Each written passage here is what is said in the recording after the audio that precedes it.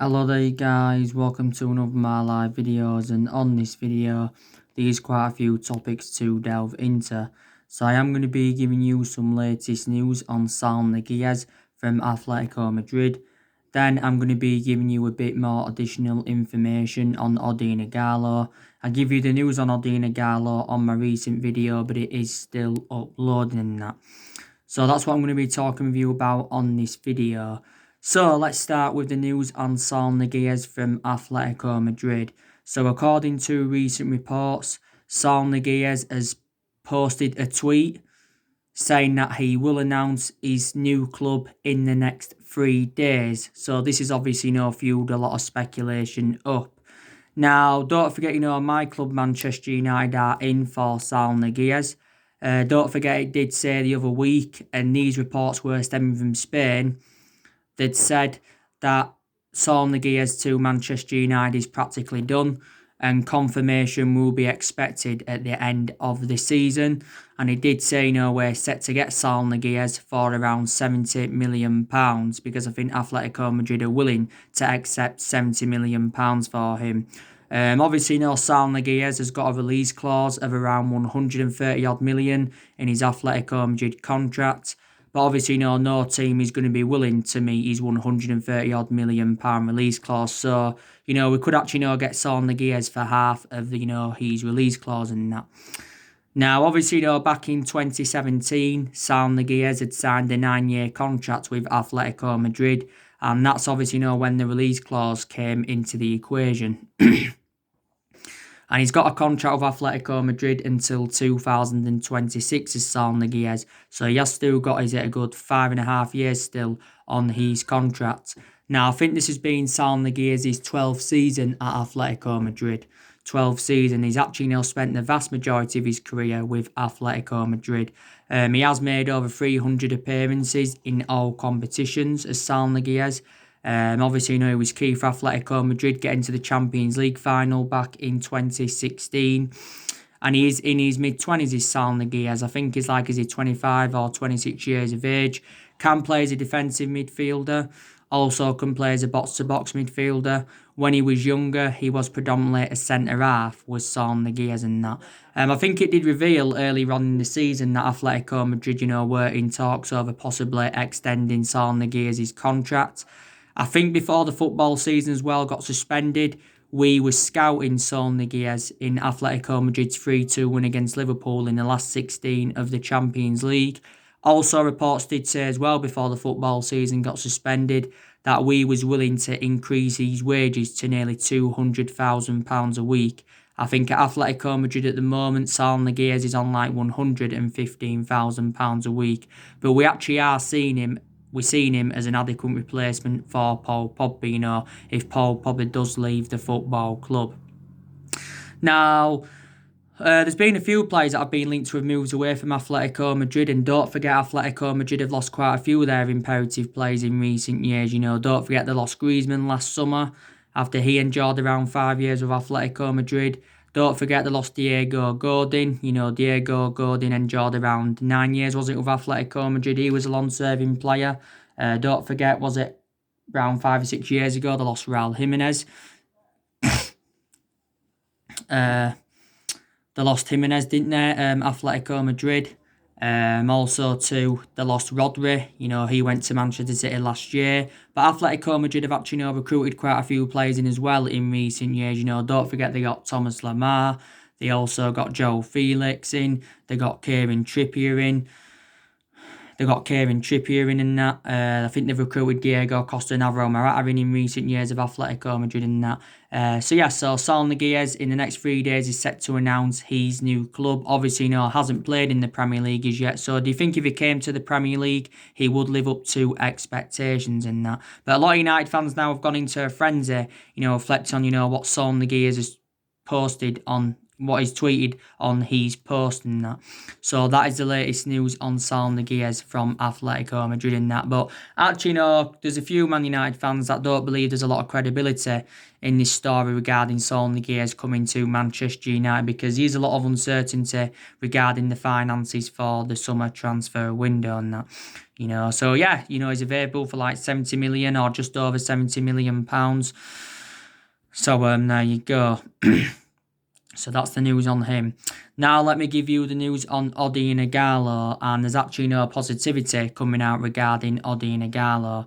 Now this is actually stemming from Sky Sports, and Sky Sports is a very reliable source, and they have said that Man United are close to agreeing a new loan deal for Ighalo. Reportedly, Ighalo is set to stay at Manchester United for another 7 months. So this new loan deal will run until January 2021, which is next year and that. And he's actually agent, Ighalo's agent, has revealed this, because Ighalo's agent earlier on this week said that Ighalo is close to agreeing a contract extension with Manchester United.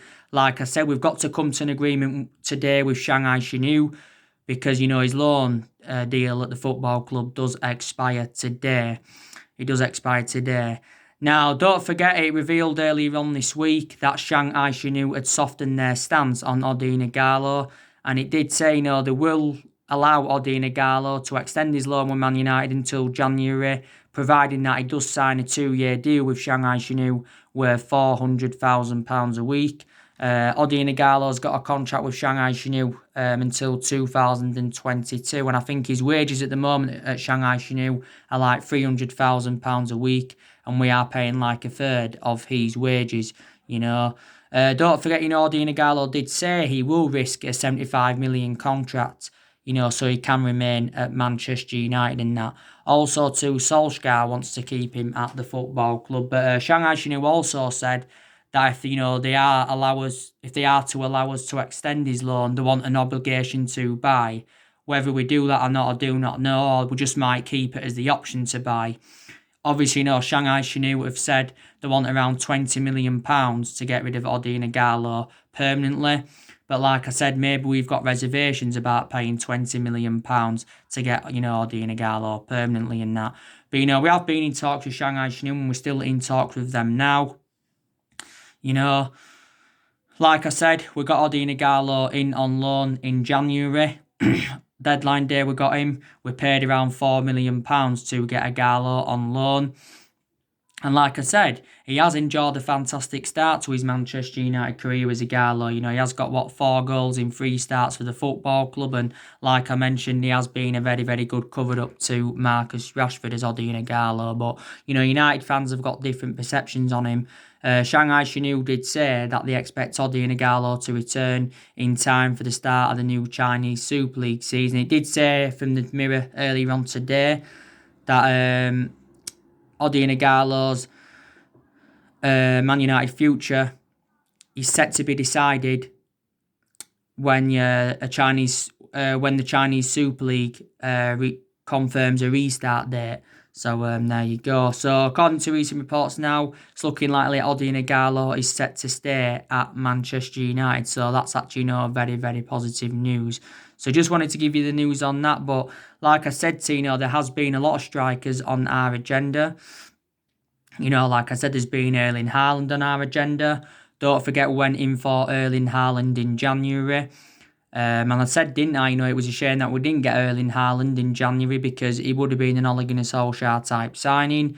Of course, Ole Gunnar Solskjaer has worked with Erling Haaland during his time at Molde, and Solskjaer was the one that gave Erling Haaland his debut at Molde at just the age of 16. So Solskjaer was keen on a reunion with Erling Haaland. There was a couple of main explanations why Haaland turned down Man United and went to Dortmund instead. Borussia Dortmund paid around £17 million for him in January. So it was a cheap solution as well. So that was another disappointment that we didn't get Erling Haaland on the board. But we are still interested in him. I'm very, very sceptical that Man United will get him in the summer transfer window, because obviously, he will cost over £100 million. I think his release clause either becomes active next summer or the summer of 2022. It did reveal quite a few weeks ago that Borussia Dortmund have got an agreement with Erling Haaland's agent Mini Raiola to keep Haaland at Dortmund at least until 2022. I think also Real Madrid are planning to sign him next summer or the summer of 2022 and that. But it was a shame that we didn't get him in January because he was our number one priority target. But since his arrival in Germany at Borussia Dortmund, he has been a revelation and he has got a contract with Dortmund until 2024.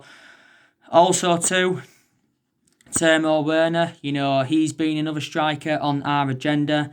I give you the news on Timo Werner on a recent video that is still uploading. Now, reportedly, Timo Werner is willing to join Manchester United or Chelsea only if Liverpool refuse to pay his, £49 million release clause, but Liverpool are not willing to pay his £49 million release clause. Liverpool only value Timo Werner at £30 million, but that figure's not going to be enough to convince RB Leipzig to offload Timo Werner. I don't think any Premier League club is willing to meet Timo Werner's £49 million release clause.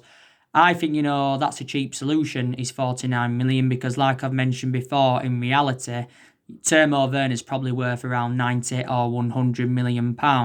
Reflecting on how good he is, he's a prolific goal scorer, his hold-up play is very, very good, his versatility is very, very good, is Timo Werner's. But actually, Liverpool have now dropped out for Werner. I think they're looking to get Ousmane Dembele instead of Timo Werner. But don't forget, it did recently reveal that Timo Werner had a virtual meeting with Jurgen Klopp. Also, Werner's held talks with Man United. I think Chelsea have been in negotiations with his agent. I think in recent weeks, Timo Werner's been talking with Barcelona. So there has been quite a few clubs in for him. But revert back to what I said, Timo Werner's had a few meetings with Jurgen Klopp and that. Because Werner's revealed that his preference is a move to Liverpool. And quite a few weeks ago, he gave the four main explanations why he wants to go to Liverpool. Werner, why he wants to go to Liverpool, But I think, for Liverpool to get Timo Werner anyway, they have got to sell one of their attacking trio in Salah, Firmino or Mane, so Werner can get game time week in, week out and that. But, Liverpool may be planning to sign him next summer instead, of this summer and that. Don't forget David Ornstein was coming out the other week, who's a very credible journalist, and he said, Werner will only leave Leipzig to join Liverpool. This is what, he'd said. And he actually said as well that Liverpool may not make any signings in the summer transfer window and that. Like I said to you before, Liverpool have recruited quite a few players in from the Bundesliga in recent years. They got Firmino from the Bundesliga.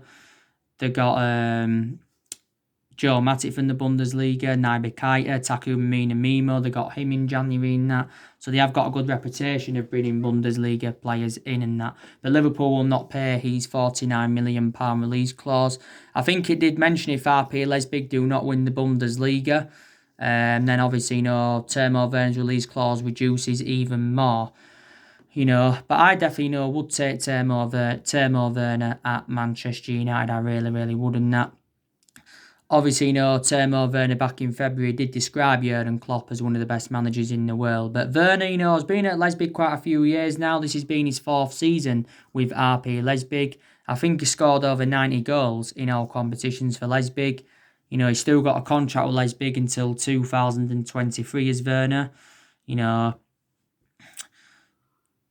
Obviously, Timo Werner became the youngest player, to reach 200 Bundesliga appearances, and Leipzig got him for next to nothing. RB Leipzig only paid around £10 million for him from Stuttgart back in 2016, and when he was at Stuttgart, it was a revelation because I think he became Stuttgart's youngest ever goal scorer and the youngest player to represent them. But Werner is still young now. He's 24 years of age and that.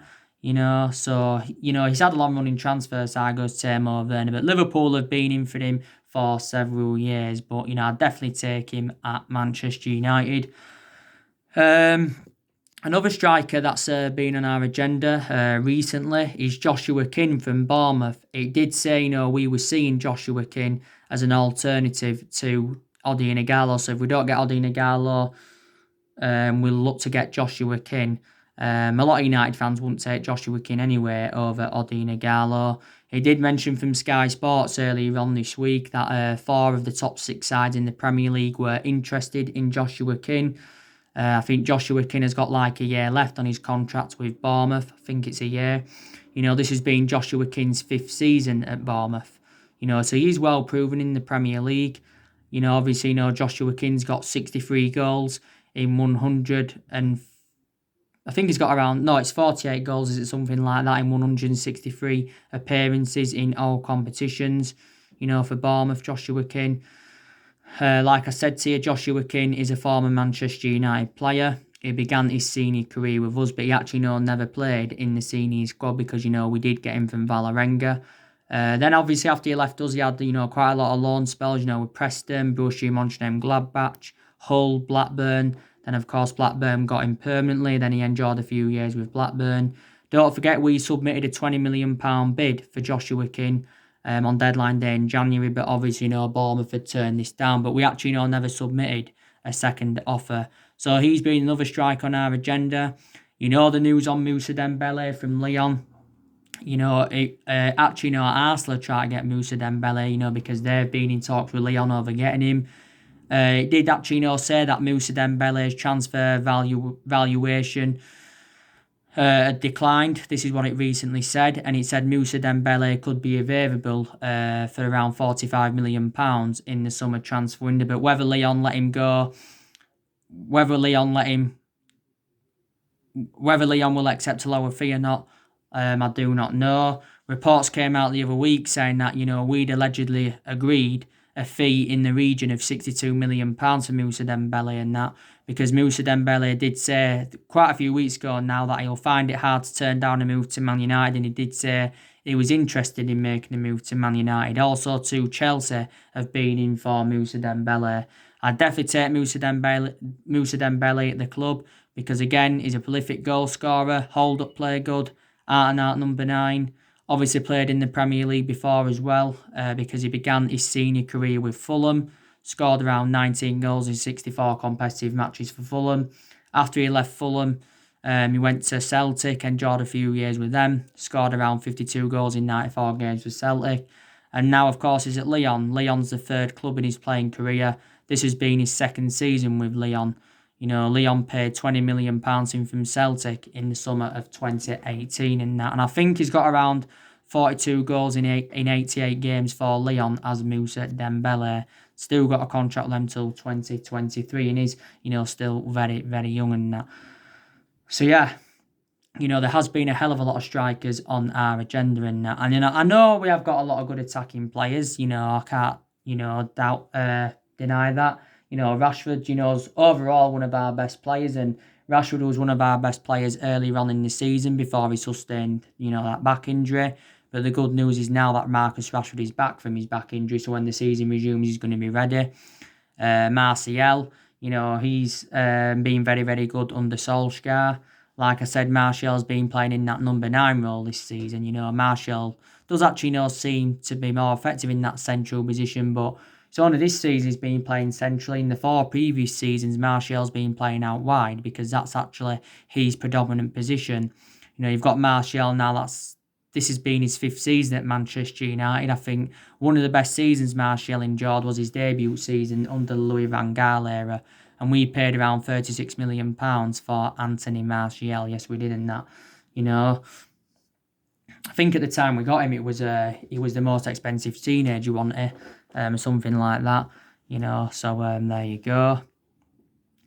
Like I said, Mason Greenwood's enjoyed a very, very good season. This has been Mason Greenwood's first full season in the senior squad for Man United, but he's done well. He's a good backup at the moment, is Greenwood. Daniel James, he's also been very, very good, but, we still need to recommend a striker in. We really, really do, and that. So, there you go. There you go.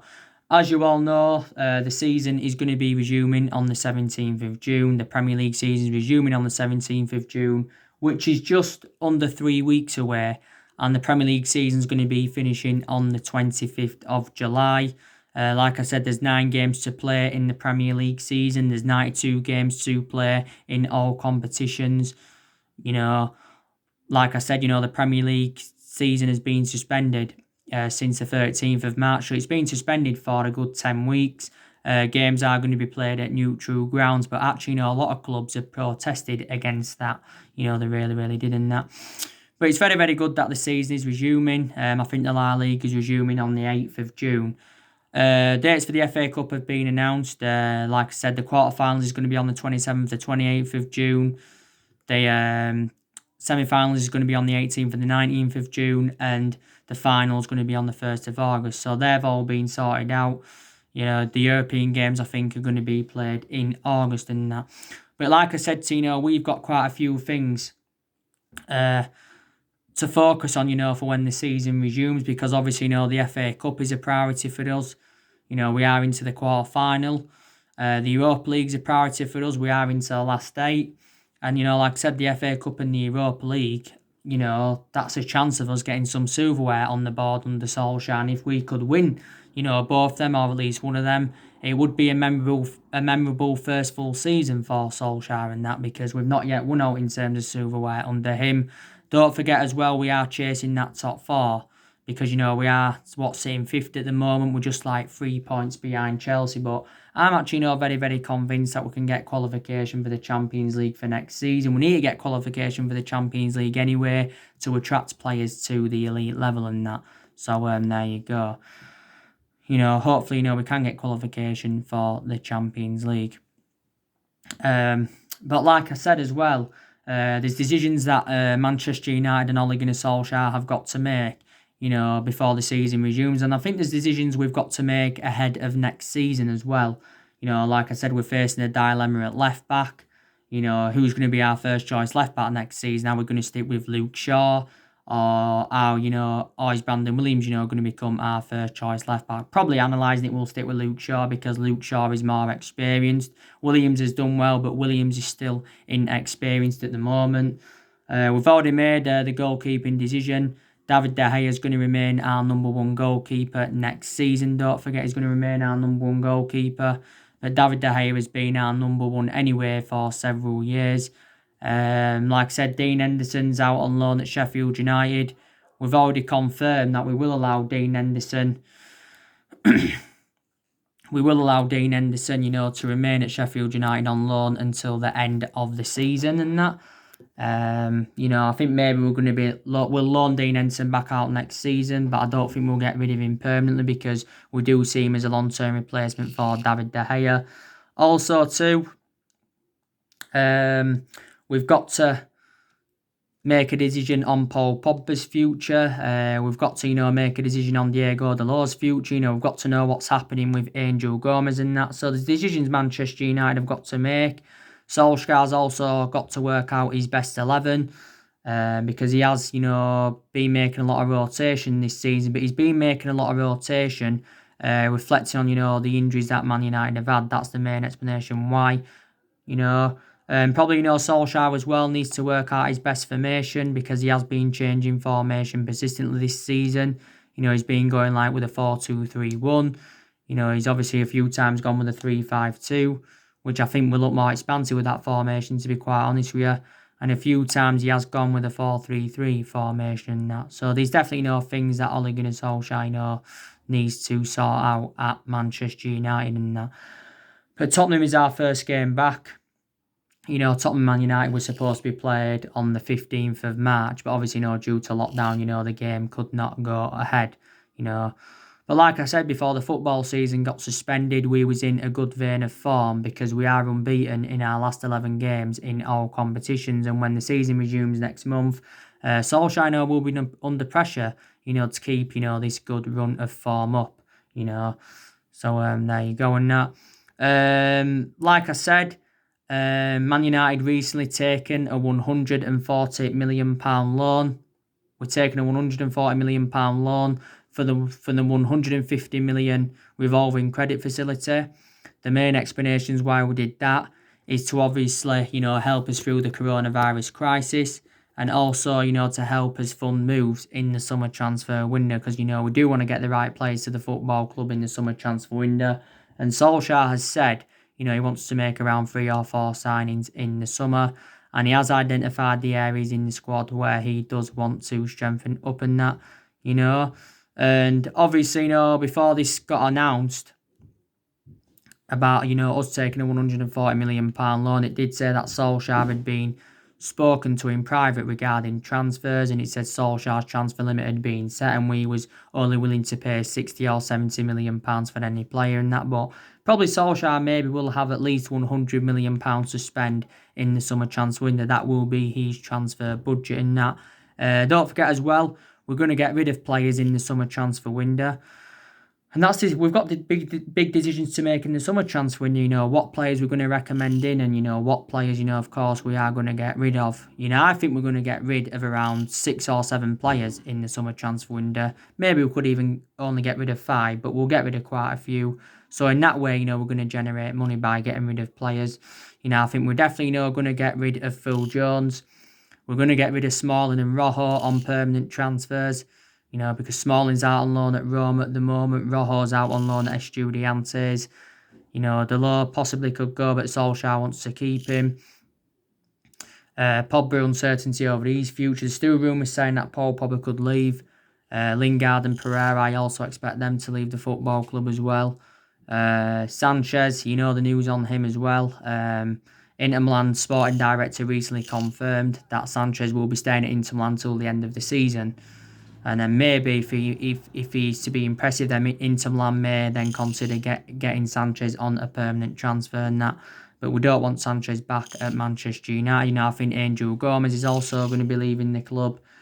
James Garner, you know, he'll probably go out on loan. Maybe Tahith Chong should be loaned out because his appearances have also been limited at the football club and that.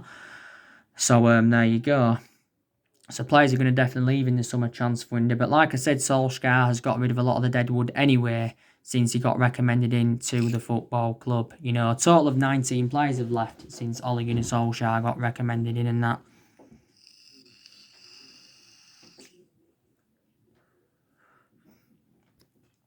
Since Ole Gunnar Solskjaer got recommended in, you know, so there you go and that. But like I said to you, Solskjaer does deserve at least another season at the club, and he does deserve at least a couple of more transfer windows because he is still in the process of rebuilding this Manchester United team. But, you know, there's so many players on our agenda, and like I've said to you, our priority targets are Sancho, Grealish and Jude Bellingham, but Jadon Sancho is our number one priority target, and there's still a possibility chance that Sancho, you know, will come to Manchester United in the summer transfer window. You know, but Solskjaer revealed his plans a while ago for the summer transfer window and that, you know, revealed his plans, you know, so we will see what happens. Like I said, our debts had risen up by almost 130 mil. Our net debt now at the moment is 429.1 million, like Ed Woodward confirmed the other week when he had that conference call and spoke to our investors. Like I said, the coronavirus pandemic has cost us around £28 million and that. So there you go. But even Ed Woodward, you know, has been talking a lot, and he said, was it last month, that we won't do business as usual in the summer transfer market. So he ruled out big transfers to Man United, and he did say, you know, we won't be spending hundreds of millions of pounds on players and that. But Ed Woodward has said quite a few times this season he's willing to back Solskjaer, and he's assured that Ole Gunnar Solskjaer's job is safe. I've got to definitely say, you know, the signing of Bruno Fernandes has saved Ole Gunnar Solskjaer's job at Man United. I think, you know, with our wins against, you know, with our record, against the big six sides this season, you can say that's also saved Solskjaer's job as well. You know, because Solskjaer was so close to getting sacked earlier on in the season. At that point, there was talks of Pochettino coming in. Pochettino was linked with a managerial role at Man United before Solskjaer got the job permanently in March last year. Also, too, you know, there was talks of Massimiliano Allegri coming in. But yeah, Solskjaer does deserve at least another season because it is a transition period in that. You know, because it is a transition period. And, you know, we haven't only been critical of Solskjaer this season, we've also been critical of Ed Woodward. You know, we've been critical of Ed Woodward, you know, reflecting on how poor our recruitment policy's been. Also, too, you know, for us overpaying for players, poor selection of managers and that. You know, this is why Wood's being criticised. Glazers have also been criticised as well. You know, the Glazers have been here since 2005 and now it's 2020, so they've been here around 15 years of the Glazers, and I think the Glazers are also willing to back Solskjaer as well. So there you go. Like I said, see, I've seen improvements under Solskjaer. Like I said, you know, there's players that have improved under him. We've improved in the transfer market under Solskjaer and that. So, I've seen improvements there. I really, really haven't that. You know, but like I said, you know, we haven't got the structure to keep sacking managers, you know, because we have sacked 3 managers since the Alex Ferguson era. You know, that was David Moyes, who endured 9 months at the club. Louis van Gaal, he endured 2 years at the club. Did win, you know, the FA Cup under him. And Jose Mourinho, he endured 2.5 years at the club. And he won the Europa League and the League Cup in his first season at Manchester United and that. Like I've said to you, know, we haven't dominated football since the Alex Ferguson era. Of course, Ferguson endured, 26 years at Man United, so we had 20 odd years of success. But there again, you know, Ferguson didn't win out in his first 4 years at the football club, and at that point he was very, very close to getting sacked. But the vast majority of the silverware we won came under the Alex Ferguson era and that. But, you know, in reality, you know, reflect on the money we've spent in the last 6 or 7 years, we should be in Liverpool's position in that, because we spent close to the £1 billion range in the last 6 or 7 years on players. We've got to sort some contracts out as well, because we've got around 9 players' contracts that are due to expire next year as well. So anyway, guys, that's everything to update you today. Drop your comments, likes below on the channel if you do consider subscribe as always, and take care. God bless you all again very, very soon.